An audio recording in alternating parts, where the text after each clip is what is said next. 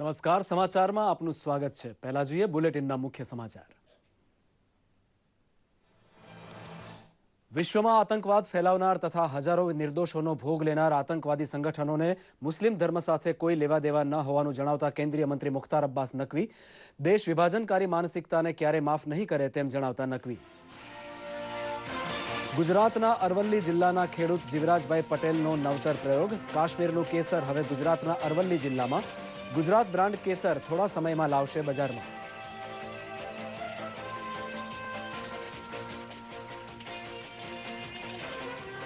પદ્મશ્રી ગુણવંત શાહને ગુજરાતી સાહિત્યના સર્વોચ્ચ સાહિત્ય રત્ન એવોર્ડથી કરાશે સન્માનિત। સાહિત્ય ક્ષેત્રે શ્રી શાહે આપેલા ઉત્કૃષ્ટ પ્રદાન બદલ ગુજરાત સાહિત્ય અકાદમી દ્વારા કરાઈ પસંદગી।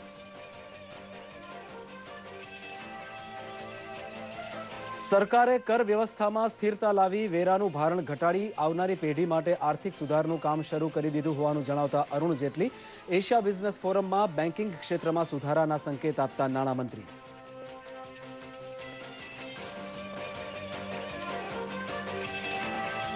દયાનંદ સરસ્વતીની 192મી જન્મજયંતિ ઉજવણી કાર્યક્રમમાં ભારતને જ્ઞાનવાન અને તાકાતવાન બનાવવા પ્રધાનમંત્રી નરેન્દ્ર મોદીનું આહવાન। જવાહરલાલ નહેરુ સ્ટેડિયમ ખાતે 50,000 લોકોની ઉપસ્થિતિમાં યોગ નિદર્શન। મીરપુરમાં રમાયેલી આઈસીસીની અંડર-19 વિશ્વકપની ફાઇનલમાં વેસ્ટ ઇન્ડિઝનો જ્વલંત વિજય। વિશાખાપટ્ટનમમાં આજે ત્રીજી ટી20 મેચનો મુકાબલો શ્રીલંકા અને ટીમ ઇન્ડિયા વચ્ચે। સમાચાર વિગતવાર। પ્રધાનમંત્રી નરેન્દ્ર મોદીએ મહર્ષિ દયાનંદ સરસ્વતીની 192મી જયંતિ પર આયોજિત સમારોહ નઈ દિશા સંકલ્પનું ઉદ્ઘાટન કર્યું હતું। આ સમારોહનું આયોજન ડીએવી કોલેજ મેનેજમેન્ટ સમિતિ, આર્ય પ્રાદેશિક પ્રતિનિધિ સભા અને આર્ય પ્રતિનિધિ સભા હરિયાણા દ્વારા નવી દિલ્હી સ્થિત જવાહરલાલ નહેરુ સ્ટેડિયમમાં કરવામાં આવ્યું હતું। આ સમારોહમાં હિમાચલ પ્રદેશના રાજ્યપાલ શ્રી આચાર્ય દેવવ્રત પણ ઉપસ્થિત રહ્યા છે। શિક્ષકો, ડીએવીના પૂર્વ વિદ્યાર્થીઓ અને દુનિયાભરથી આવેલા આર્ય સમાજના સભ્યો સહિત 50,000 જેટલા લોકો આ કાર્યક્રમમાં ઉપસ્થિત રહ્યા। વિદ્યાર્થીઓએ કરેલા યોગ નિદર્શનને પણ પ્રધાનમંત્રીએ નિહાળ્યા હતા। દેશમાં ડીએવીના લગભગ 800 સંકુલ છે, જેમાં 20 લાખથી વધુ વિદ્યાર્થીઓ અભ્યાસ કરી રહ્યા છે। ઉલ્લેખનીય છે કે ડીએવીની સ્થાપના 128 વર્ષ અગાઉ કરવામાં આવી હતી। नए संकल्प यही हो कि भारत की विश्व में गरिमा कैसे बढ़े। डीएवी का सिर्फ हिंदुस्तान में डंका क्यों बजे, दुनिया में क्यों न बजे। और इसलिए अभी से एक रोड मैप बने। आर्य समाज को यह कहने की जरूरत नहीं है कि क्या करो क्या न करो। उनकी मूल धारा ही राष्ट्र के कल्याण के साथ जुड़ी हुई है, जिसमें भारत का भला हो उसी में आर्य समाज को भलाई दिखती है। और इसलिए भारत का भला और 21वीं सदी का भारत, 18वीं शताब्दी का भारत नहीं, आधुनिक भारत, वैज्ञानिक भारत, विश्व का नेतृत्व करने की सामर्थ्य रखने वाला भारत, उस भारत के सपनों को पूरा करने के लिए हमने अपने आप को तैयार करना होगा। સ્વામી દયાનંદ સરસ્વતી મહાન ચિંતક અને સમાજ સુધારક હતા। તેમનામાં દેશને ઉન્નત માર્ગે લઈ જવાનો અદમ્ય ઉત્સાહ હતો। તેમની ક્ષમતા અને સાહસને ગુરુ વિરજાનંદે પારખ્યા અને ભારતને સ્વામી દયાનંદ સરસ્વતી જેવું રત્ન સાંપડ્યું। આવો એક નજર કરીએ તેમના જીવન પર। આર્ય સમાજના સંસ્થાપક અને પ્રખર સુધારાવાદી સંન્યાસી સ્વામી દયાનંદ સરસ્વતીનો જન્મ 12મી ફેબ્રુઆરી 1824ના રોજ મોરબી નજીકના ટંકારા ગામમાં એક બ્રાહ્મણ પરિવારમાં થયો હતો। તેમનું બાળપણનું નામ મૂળશંકર હતું। આગળ જતાં પંડિત બનવા માટે તેઓ સંસ્કૃત, વેદશાસ્ત્ર અને ધાર્મિક પુસ્તકોના વાંચનમાં લાગી ગયા। તેઓ યુવાવસ્થામાં સાચા જ્ઞાનની શોધ કરતા કરતા સ્વામી વિરજાનંદ પાસે પહોંચ્યા, જ્યાં તેમની પાસેથી વેદ શિક્ષા ગ્રહણ કરી। સ્વામીજીએ વેદોના પ્રચારનું બીડું ઝડપ્યું અને કામને પૂરું કરવા માટે 1875માં મુંબઈમાં આર્ય સમાજની સ્થાપના કરી। તેના તુરંત બાદ તેમણે હિન્દીમાં ગ્રંથ રચવાનો આરંભ કર્યો। સત્યાર્થ પ્રકાશ તેમનો પ્રસિદ્ધ ગ્રંથ છે। મહાઋષિ દયાનંદે તત્કાલીન સમાજમાં વ્યાપ્ત સામાજિક કુરૂઢિઓ અને અંધવિશ્વાસ પર ઉગ્રતાથી વિરોધ કર્યો, જેના કારણે તેઓ સંન્યાસી યોદ્ધા તરીકે પણ વિખ્યાત થયા। તેઓએ મહિલાઓના શિક્ષણ માટે આંદોલન ચલાવ્યા. એટલું જ નહીં, બાળ વિવાહ અને સતી પ્રથા જેવા કુરિવાજોનો પણ પ્રબળ વિરોધ કર્યો. તેમના દાર્શનિક વિચારો વેદો પર આધારિત હતા. તેમનું શિક્ષણ, તેમનો સંદેશ અને આર્ય સમાજ આંદોલન 20મી સદીના ભારતીય ઇતિહાસના ઝળહળતા અધ્યાય બની ગયા, જેનો પડઘો આજ સુધી સંભળાય છે. દૂરદર્શન સમાચાર, અમદાવાદ. નાણામંત્રી અરુણ જેટલીએ આગામી સમયમાં બેન્કિંગ સેક્ટરમાં સુધારાના સંકેત આપ્યા છે.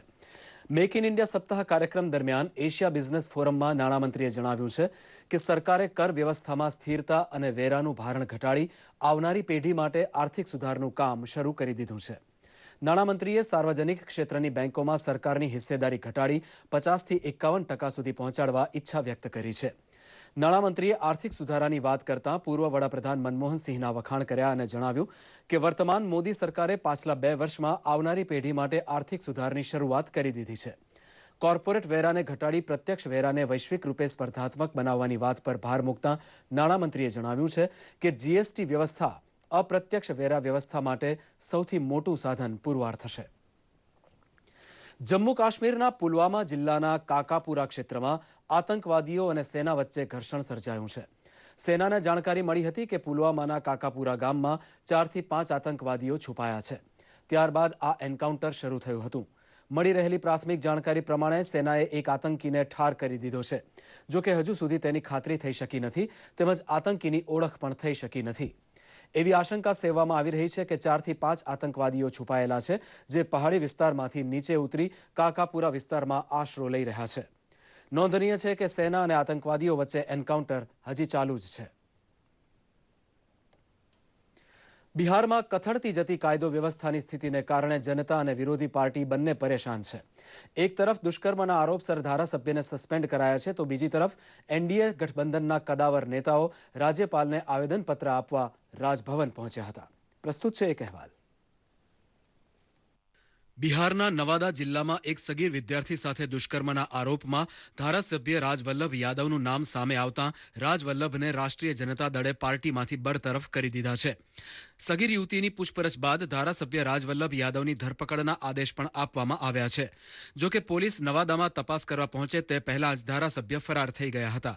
જો કે આ મામલામાં સામેલ સુલેખા દેવી નામની મહિલાની ધરપકડ કરી લેવામાં આવી છે. ત્યારે બિહારના કાયદો અને વ્યવસ્થાના મુદ્દે લોજપાના સાંસદ ચિરાગ पासवान ने वर्तमान सरकार पर प्रहार કર્યા હતા. अपराध अपनी पूरी तरीके से चरम सीमा पर है और अगर आज की तारीख में आप इसे जंगल राज नहीं कहेंगे तो और किसे जंगल राज कहा जा सकता है, जहां पर शायद ही कोई वर्ग और आयु का व्यक्ति अपने आप को सुरक्षित महसूस करे. जो सरकार प्रदेश में विकास करना दूर, आर्थिक सुधार करना दूर, अगर वो प्रदेश में प्रदेशवासियों को सुरक्षा का भाव तक नहीं दे सकती तो नैतिकता के आधार पर उस सरकार को बने रहने का कोई हक नहीं होता. બીજી તરફ રાજ્યમાં વધતું ગુનાનું પ્રમાણ અને કથળતી કાયદો વ્યવસ્થાની સ્થિતિને જોતા એનડીએ સરકારનો વિરોધ કરવા મેદાને ઉતરી ગયું છે. એનડીએના અલગ અલગ ગઠબંધનના નેતાઓ એકઠા થઈ રાજ્યપાલને મળ્યા હતા અને આવેદનપત્ર પાઠવ્યું હતું, જેમાં પ્રદેશ ભાજપના અધ્યક્ષ મંગલ પાંડે, ભાજપ સાંસદ અશ્વિની ચૌબે, સીપી ઠાકુર, નંદકિશોર યાદવ, હમ પાર્ટીના જીતનરામ માંઝી અને લોજપા સાંસદ ચિરાગ પાસવાન સામેલ હતા. આ સાથે જ એનડીએ ગઠબંધને આગામી 16 ફેબ્રુઆરીએ વર્તમાન સરકારનો વિરોધ કરવા આક્રોશ રેલીનું આયોજન કર્યું છે. पूरी तरीके से अराजक स्थिति में बिहार पहुंच गया है. इसलिए महामहिम से हम लोगों ने अपील किया है कि आप हस्तक्षेप करिए. अब बिहार की स्थिति बहुत खराब हो गई है और आप हस्तक्षेप करके मुख्यमंत्री को भी निर्देशित करिए, आप डीजीपी को निर्देशित करिए और जो बिहार की स्थिति खराब हुई है इस पूरे परिस्थिति से महामहिम राष्ट्रपति जी को और भारत की सरकार को बताइए कि आज बिहार में किस प्रकार की स्थिति उत्पन्न हुई है. બિહારમાં દિવસે દિવસે ગુનાઓનું પ્રમાણ વધી રહ્યું છે, તો બીજી તરફ આ મુદ્દો હવે રાજકીય રંગ પકડી રહ્યો છે. તેવામાં બિહારની જનતાને આ વમળમાંથી ક્યારે રાહત મળે છે એ તો સમય જ બતાવશે. દૂરદર્શન સમાચાર, અમદાવાદ. કેન્દ્રીય મંત્રી મુખ્તાર અબ્બાસ નકવીએ જણાવ્યું છે કે દેશ વિભાજનકારી માનસિકતાને ક્યારેય માફ નહીં કરે. रूप से अलग हो सकते हैं, सैद्धांतिक हमारी प्रतिबद्धता अलग हो सकती है, विचार हमारे अलग हो सकते हैं, लेकिन देश के एकता, देश के सम्मान और देश की अखंडता को लेकर के पूरा देश एक है. આણંદના ખંભાતમાં આવેલા હઝરત પીર મીર સૈયદના 796માં ઉર્સ પ્રસંગે કેન્દ્રીય કેબિનેટ મંત્રી મુખ્તાર અબ્બાસ નકવી ખાસ હાજર રહ્યા હતા. પત્રકારો સાથેની વાતચીતમાં મુખ્તાર અબ્બાસે જણાવ્યું હતું કે વિશ્વમાં આતંકવાદ ફેલાવતા અને નિર્દોષ લોકોનો ભોગ લેનાર ISIS જેવા આતંકવાદી સંગઠનોને મુસ્લિમ ધર્મ સાથે કોઈ લેવા દેવા નથી. સાથે જ તેમણે ઉમેર્યું કે આવા તત્વોને ભારતના મુસ્લિમ સંગઠનોએ જ ખુલ્લા પાડી તેમની તાકાતને કમજોર કરી નાખવી જોઈએ. કેબિનેટ મંત્રીએ જણાવ્યું હતું કે રાષ્ટ્રભક્તિ અને વફાદારી માટે મુસ્લિમોને કોઈના સર્ટિફિકેટની જરૂર નથી. બીજી તરફ દરગાહના ગાદીપતિ મૌલાના સૈયદ અશરફ અલી જિલાનીએ આતંકવાદને વખોડી કાઢવા એક પ્રસ્તાવ પસાર કરી તેની નકલ વડાપ્રધાન સુધી પહોંચાડવા અનુરોધ કર્યો હતો.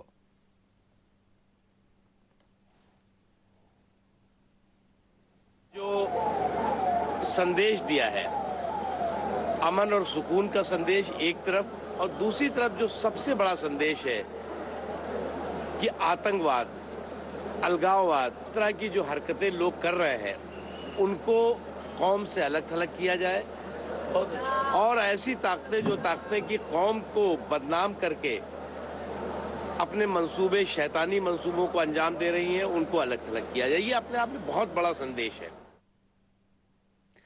અરવલ્લીના માલપુર તાલુકાના ગોઢકંપા ગામના ખેડૂતોનો જુસ્સો બુલંદ છે.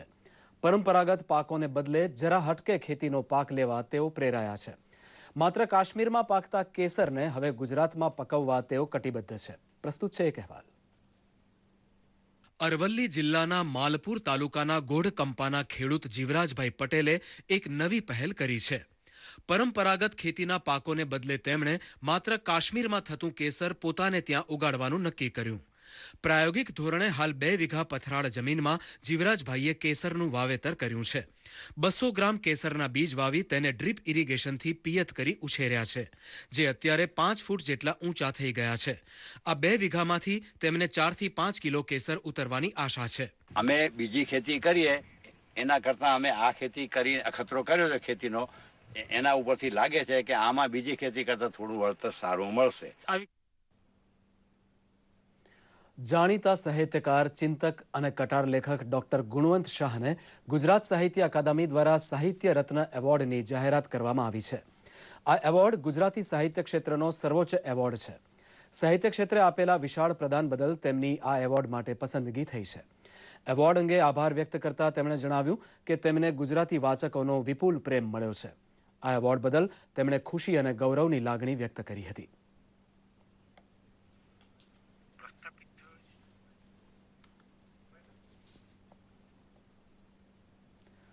બાંગ્લાદેશના મીરપુરમાં રમાયેલ અંડર-19 વર્લ્ડ કપ ફાઇનલમાં વેસ્ટ ઇન્ડિઝ 5 વિકેટે વિજય મેળવી ચેમ્પિયન બન્યું હતું. વેસ્ટ ઇન્ડિઝે ટોસ જીતીને પ્રથમ ફિલ્ડિંગ પસંદ કરી હતી, જેમાં ભારતીય ટીમ માત્ર 145 રન કરી શકી હતી. ભારતના સરફરાઝ ખાન સિવાય તમામ બેટ્સમેન ફ્લોપ સાબિત થયા હતા. વેસ્ટ ઇન્ડિઝ તરફથી જોસેફ અને જોને 3-3 વિકેટ ઝડપી હતી. ઓછો ટાર્ગેટ હોવા છતાં ભારતીય બોલર્સે સારી લડત આપી હતી. જો કે અંતિમ ઓવરમાં 3 બોલ બાકી રહેતા વેસ્ટ ઇન્ડિઝે બાજી મારી હતી. નોંધનીય છે કે વેસ્ટ ઇન્ડિઝ આ પહેલા 2 વખત ફાઇનલ સુધી પહોંચ્યું હતું, પણ પ્રથમ વખત ચેમ્પિયન બન્યું છે. ભારત અને શ્રીલંકા વચ્ચે આજે અંતિમ અને ત્રીજી T20 મેચ વિશાખાપટ્ટનમ ખાતે રમાશે.